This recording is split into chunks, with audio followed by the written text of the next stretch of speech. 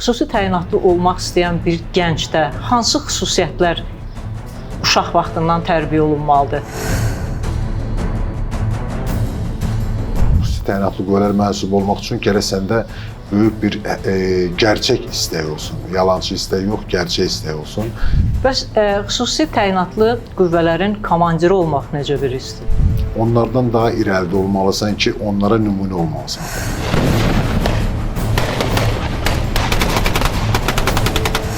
Komandir olmaq asan bir şey deyil. Çünki sən tabeliyində olan şəxsi heyətin məsuliyyətini daşıyırsan. Heç bir peşədə get, şəhid ol, get tapşırığı yerinə yetir və şəhid ol tapşırığı, əmri qoyulmur.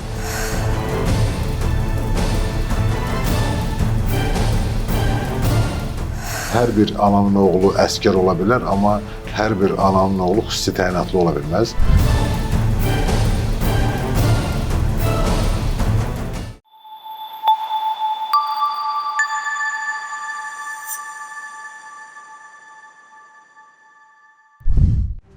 ...26 iyun Azərbaycan Silahlı Qüvvələr günüdür. Azərbaycan Silahlı Qüvvələri öz qüvvətini 44 günlük vətən müharibəsində göstərdikləri şücaəti ilə ortaya qoydular. Məhz 44 günlük vətən müharibəsindən sonra Azərbaycan Silahlı Qüvvələri bütün Azərbaycanlıların gözündə böyük bir tarix yazdılar və bu tarix Azərbaycan tarixinin ən şanlı səhifələrindən birinə çevrildi. Azərbaycan ordusu dedikdə İlk göz önünə gələn qüvvələrdən biri də xüsusi təyinatlı qüvvələrimizdir. Xüsusi təyinatlı qüvvələrin göstərdikləri rəşadət Azərbaycan xalqının dilində dastana çevrildi. Bugün biz əfsanəvi taborun əfsanəvi komandiri ilə məhz bu haqda danışacağıq. Xüsusi təyinatlı qüvvələrin ehtiyatda polkovnik leytenant Əliyev Nizami Eldaroğlu, əfsanəvi taborun tabur komandiri olmuşam. Və ilk gündən, belə deyək, leytenantlığın ilk günündən axırıncı günə qədər, yəni axırıncı rütbəmə qədər xüsusi təyinatlı qüvvələrdə xidmət eləmişəm, müxtəlif vəzifələrdə xidmət eləmişəm.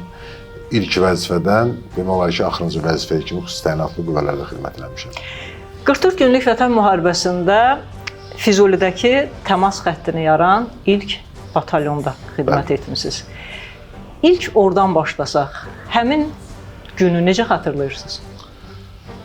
Əlbəttə ki, həmin günə biz çox uzun müddət hazırlaşırdıq və ümumiyyətlə Azərbaycan ordusu, Azərbaycan xalqı artıq 30 ildən artıq idi ki, inanırdı və o həmin günə günə-gün olaraq hazırlaşırdıq. Təlimlərimizlə, dərslərimizlə o həmin günə hazırlaşırdıq. İlk günümüzü belə hatırlayıram ki, əlbəttə ki, fəxr edici bir gün idi. Artıq biz onu gördük ki, qaytaracağımız, işğaldan azad edəcəyimiz torpaqlarımızı yaxın bir vaxtda azad edəcəyik. Ona görə birinci növbədə fəxr edici bir gün idi. Biz hamımız fəxrlə və böyük bir qürurla həmin günü, hər bir xüsusi təyinatlı həmin günü xatırlayır. Çətin günlər idi. Həmin günlərdə yoldaşlarımızı itirirdik. Amma müharibədir. Müharibədə hər şey ola bilər. Müharibədə biz də peşəkar hərbiçi idik. Ona görə də bunların hamısını əvvəlcədən biz bilirdik.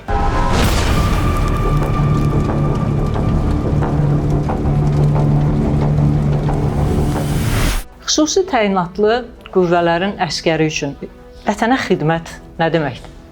Xüsusi təyinatlı qüvvələrin birinci növbədə mənsubu ən böyük bir fəxrdir bizim üçün. Xüsusi təyinatlı qüvvələrdə xidmət eləmək bizim üçün bir fəxrdir. Çünki bir söz var, deyir, hər bir ananın oğlu əskər ola bilər, amma hər bir ananın oğlu xüsusi təyinatlı ola bilməz. Xüsusi təyinatlı qüvvələrdə də xidmət çətin olduğuna görə, xüsusi təyinatlı qüvvələr mənsubun elə özünün, yəni gəlib o səviyyəyə çatmaq üçün çox böyük bir çətin yollardan keçirik və bizim üçün əlbəttə ki, bir fəxrdir. Yəni xüsusi təyinatlı qüvvələrdə bir zabit kimi, bir gizir kimi və bir əskər kimi xidmət eləmək bizim üçün ən böyük bir fəxrdir. Xüsusi təyinatlı olmaq istəyən bir gəncdə hansı xüsusiyyətlər uşaq vaxtından tərbiyə olunmalıdır? Əslində xüsusi təyinatlı qüvvələrə belə deyək də, müharibədən sonra yox, elə hər zaman gənclər xüsusi təyinatlı qüvvələr mənsubu olmaq istəyir və olmaq arzusundadır. Yəni xidmət eləyəndə və xidmət zamanı hər bir hərbiçi xüsusi təyinatlı. Çünki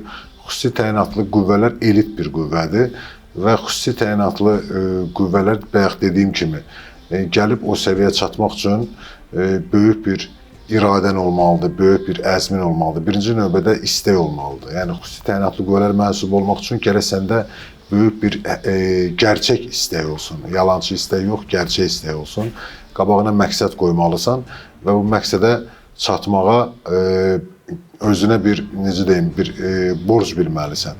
Xüsusi təyinatlı qüvvələrin əlbəttə ki, mənsubunun bir çox xüsusiyyətləri var. Onlardan ən böyük xüsusiyyət məncə iradə və psixoloji hazırlıqdır.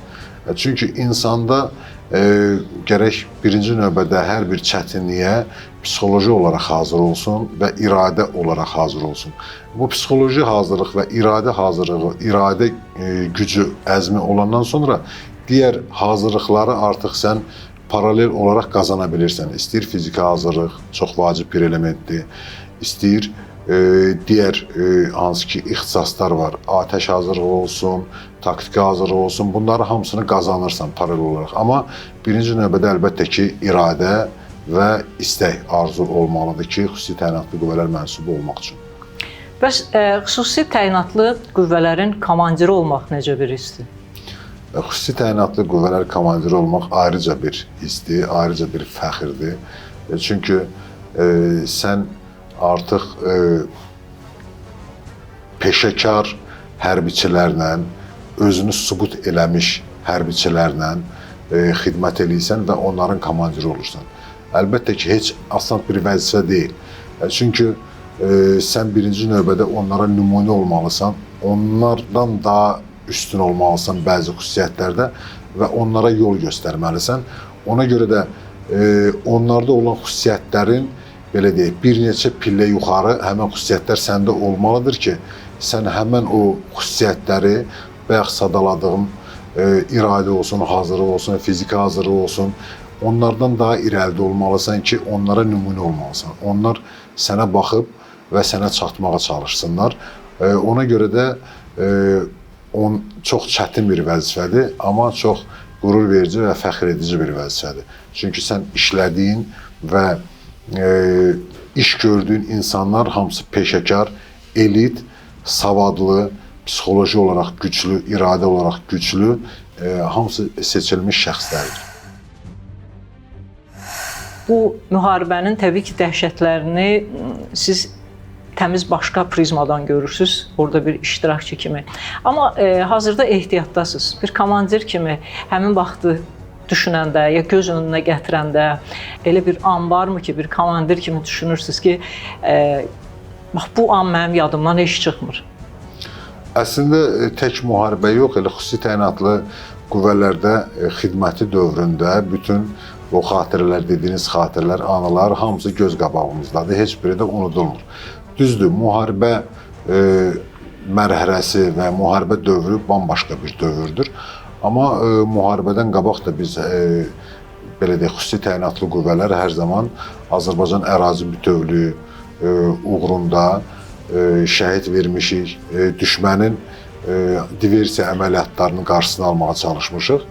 Müharibə əslində bizim üçün axırıncı bir mərhələ olub və müharibənin hər bir anı əslində bizim göz qabağımızdadır, bizim yaddaşımızdadır, şəxsən mənim yaddaşımdadır. Çünki orada bir çox hadisələr baş verib. Bayaq dediyim kimi ağır hadisələr baş verib. Bizdə həqiqətən də iz buraxan hadisələr baş verib. Amma onun yanında da çox gözəl xatirələrimiz var. Bizim hərbi qulluqçularla, qardaşlarımızla, tabelimizdə olan hərbi qulluqçularımızla, belə deyək, insanlarla gözəl anılarımız da olub. Hansı ki, çətin anılarda çətin vəzifələri üstəsindən gəlmişik. Bu hamısı əlbəttə ki, bizim birlik, bərabərliyin nəticəsində biz bütün qarşımıza qoyulan vəzifələri yerinə yetirmişik. Çünki bizdə birlik, bərabərlik ailə o prinsipi olmasa, dediyim kimi bayaq xüsusi təyinatlı qüvvələr bir ailədir və bu ailə anlayışı bizdə olmasaydı, əlbəttə ki, biz bu nəticələri gəlib çıxarda bilməzdik. Ona görə də tək müharibə yox, xidmət dövründə də bizim həm çətin, həm xoş xatirələrimiz hamısı yaddaşımızdadır, hamısını da xatırlayırıq.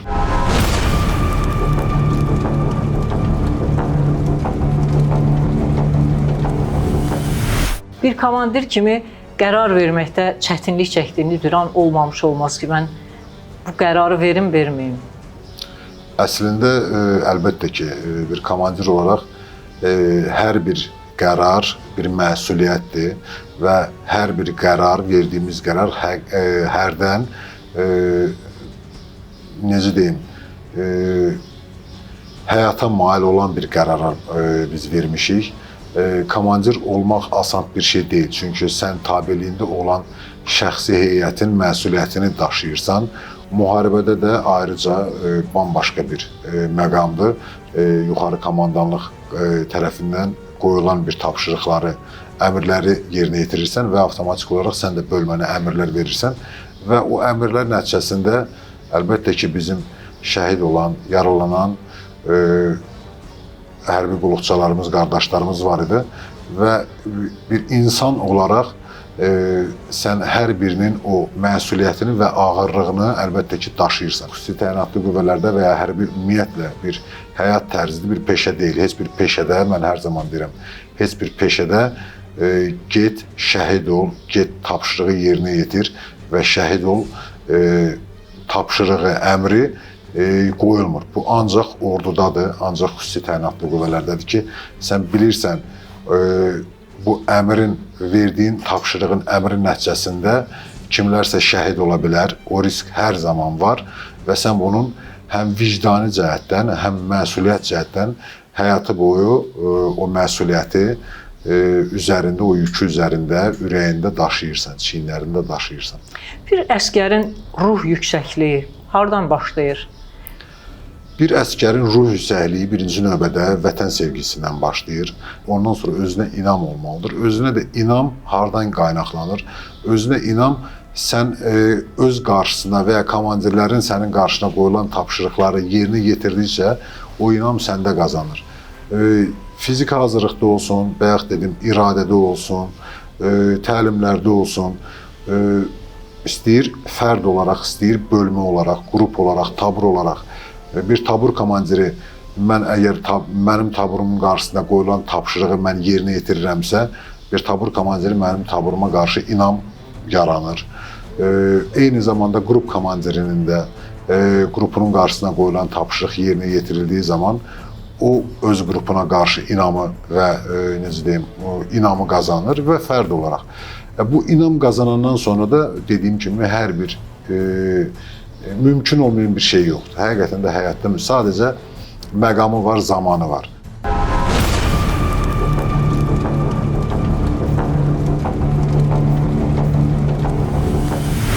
Bir xüsusi təyinatlının digər qoşun növlərində xidmət edənlərdən fərqləndirən əsas xüsusiyyəti nədir? Hər bir qoşun növünün öz qarşısına qoyulan tapşırıqlar var. Onları əslində, belə deyək də, ümumi olaraq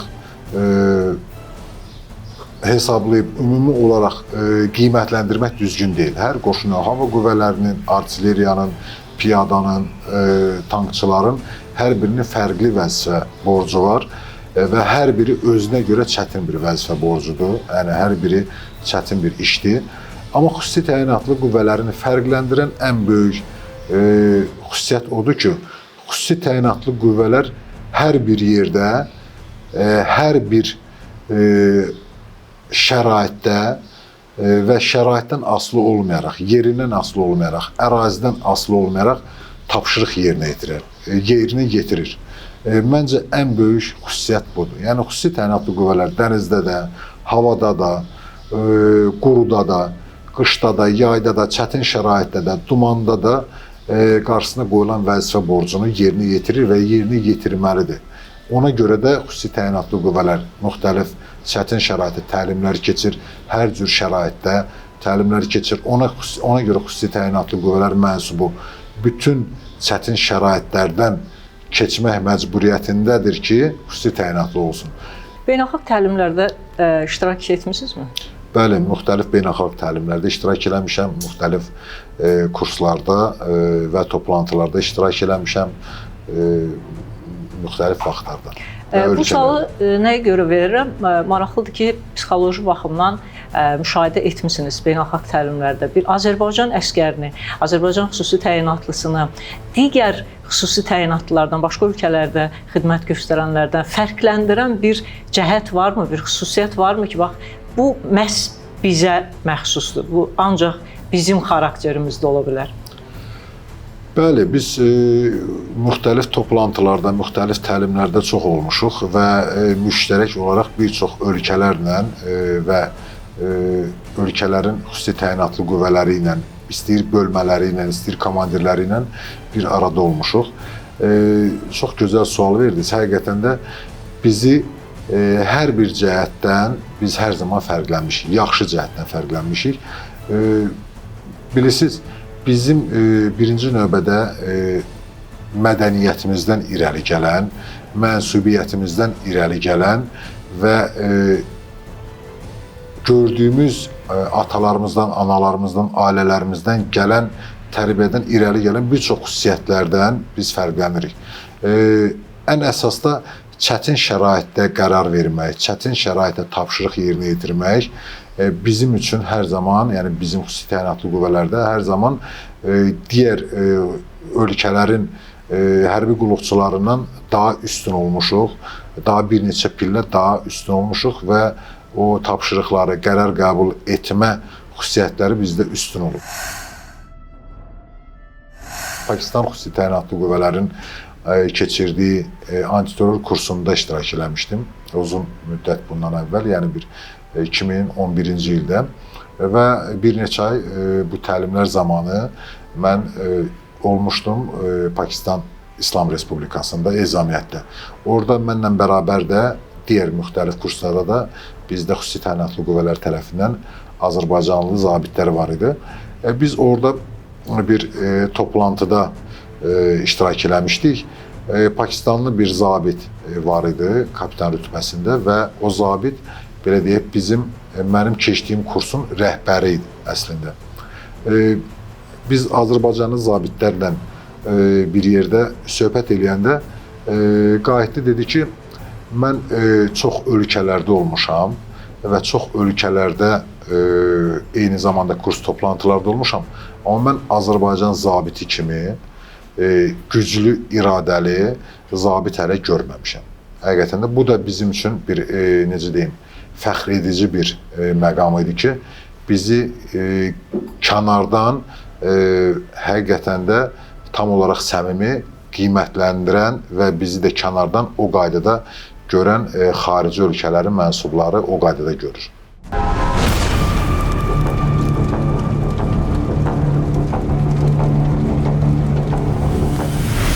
Siz qələbə xəbərini harda aldınız?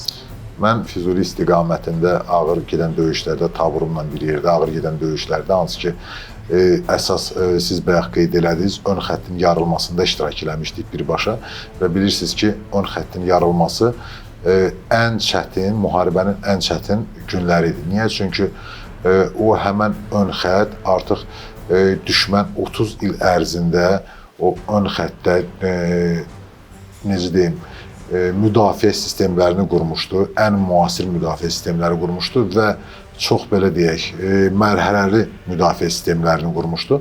Və o ön xəttin yarılması zamanı taburumuzla döyüşdəykən Qaraxanbəli istiqamətində, Füzuli rayonunun Qaraxanbəli istiqamətində, Mərdini kəndi istiqamətində ağır yaralanmışdım və demək olar ki, müharibənin qalan günlərindən etibarən hərbi hospitalda müalicə görürdüm və qələbə gününü, qələbə xəbərini mən hərbi hospitalda qarşıladım, hərbi hospitalda eşitdim.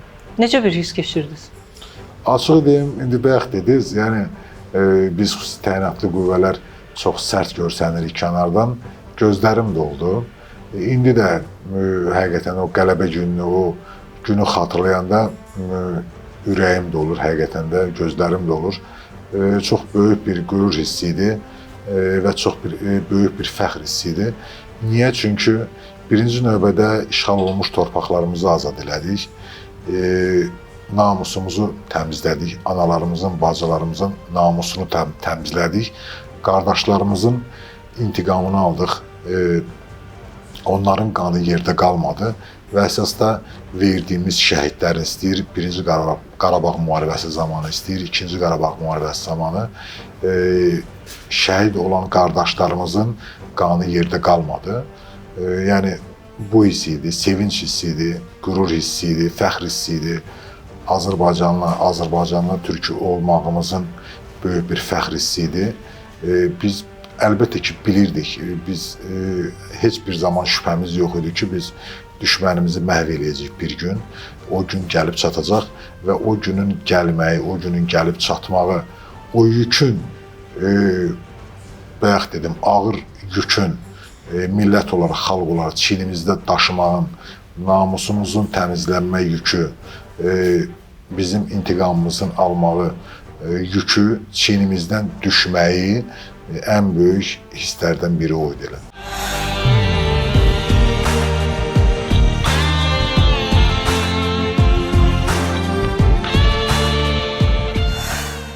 Bugün Azərbaycan Silahlı Qüvvələri günüdür. Bax, bir Azərbaycan Silahlı Qüvvələrinin zabiti kimi Azərbaycan Silahlı Qüvvələri haqqında demək istədiyiniz nədir?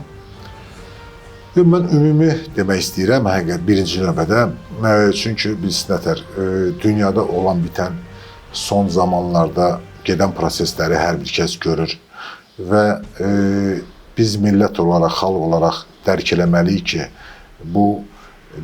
mən hesab edirəm ki, biz döyüşü qazanmışıq, amma müharibəni hələ qazanmamışıq. Çünki müharibə hələ də davam edir. Düşmən hər zaman bizim zəifləməyimizi və zəif düşməyimizi gözləyir, o məqamı gözləyir. Ona görə də bizim gənclərimiz, bizim xalqımız, insanlarımız bunu dərk eləməlidir birinci növbədə. Biz hər zaman, hər bir cəhətdə düşmənimizdən, düşmənlərimizdən irəlidə olmalıyıq. Bir neçə addım irəlidə olmalıyıq. İstəyir ordu cəhətdən, müdafiə cəhətdən, istəyir təhsil cəhətdən, istəyir iqtisadi cəhətdən çalışmalıyıq ki, biz düşmənlərimizdən irəlidə olmalıyıq. Hər bir Azərbaycanlı, hər bir bizim xalqımızın mənsubu fərqi yoxdur. Hansı vəzifəni yerinə yetirirsə, istəyir hərbiçi olsun, istəyir müəllim olsun, istəyir həkim olsun, axşam yatdığı zaman vicdanı təmiz olmalıdır və o dərk eləməlidir ki, mən bir Azərbaycanlı olaraq bugün mənim qarşıma qoyulan bütün tapşırıqları yerinə yetirdim və yerinə yetirirəm. Ordu olaraq əlbəttə ki, inkişaf eləməliyik. Hərbiçilərimiz özlərini hər bir sahədə inkişaf elətdirməlidirlər. Vətənimizi, xalqımızı, torpaqlarımızı qorumağa hazır olmalıdırlar və ayıq-sayıq olmalıdırlar. Bayaq dedim, yəni bu müharibə davam edir. Bizim düşmənlərimiz, bizi sevməyənlər hər zaman Azərbaycan Respublikasının, Azərbaycan ordusunun zəif olmasını gözləyirlər. Tarixdə də belə olub. Zəif düşdüyü anda onlar əmin olun ki, başlarını qaldırmağa çalışacaqlar. Ona görə də biz onlardan hər zaman güclü olmalıyıq. Onlar bizdən qorxmalıdırlar. Onlar bizdən çəkinməlidirlər. Və onlar bizdən çəkindiyi, qorxduğu müddət ərzində heç bir zaman bizə qarşı nə başlarını qaldıra biləcəklər, nə əllərini qaldıra biləcəklər. Ali Baş Komandamızın dediyi kimi bizim dəmir yumruğumuz hər zaman onların başlarının üstündə olmalıdır və onlar o dəmir yumruğu ya hiss eləməlidirlər hər zaman, ya da görməlidirlər. Onlar hər zaman bizdən çəkinəcəklər. Onun üçün də biz hər zaman özümüzü hər bir sahədə inkişaf eləməliyik. Bir Azərbaycan vətəndaşı kimi vəzifəmizi vicdanla yerinə yetirməyə çalışmalıyıq. Hesab edirəm ki, Azərbaycan ordusunda bugün xidmət edən hər bir kəs bilir ki, xüsusən də xüsusi təyinatlılar Azərbaycan xalqı, Azərbaycan əsgərini özündən daha çox sevir və Azərbaycan ordusu Azərbaycan xalqının bu sözün həqiqi mənasında döyünən ürəyidir. Bu gün də Silahlı Qüvvələr Günüdür və mən istəyərdim ki, qarşımda siz olduğunuz üçün məhz sizin simanızda Azərbaycan ordusunda xidmət edən bütün əsgər və zabitləri təbrik edim və məhz sizin simanızda deyim ki, gününüz mübarək, Azərbaycan əsgəri. Təşəkkür edirəm, çox sağ olun. Mən də öz növbəmdə öz adımdan, xüsusi təyinatlı qüvvələrin adından birinci növbədə Azərbaycan ordusunu, Azərbaycan ordusunda xidmət edən bütün hər bir kəsi, xüsusi təyinatlı qüvvələri, xüsusi təyinatlı qüvvələrin mənsublarını, ehtiyatda olan, xidmət edən bütün hərbi qulluqçuları 26 iyun Ordu Günü münasibəti ilə təbrik etmək istəyirəm. Yaşasın Azərbaycan ordusu, yaşasın Azərbaycan Respublikası. Yaşasın.